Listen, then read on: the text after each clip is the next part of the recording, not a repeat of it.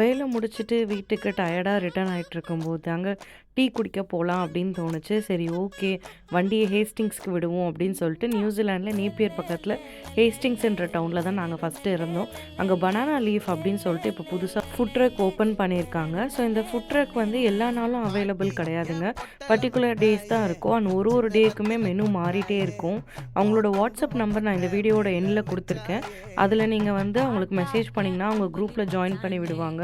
அந்த குரூப்ல வந்து டெய்லி அவங்களோட அப்டேட்ஸும் போடுறாங்க. அண்ட் இந்த கடையோட மெயின் ஸ்பெஷாலிட்டி பார்த்தீங்கன்னா, அந்த டீ கிளாஸ்ல வந்து டீ தர்றது. அது வந்து நம்ம ஊருக்கே போய் டீ குடிக்கிற மாரி இருக்குங்க.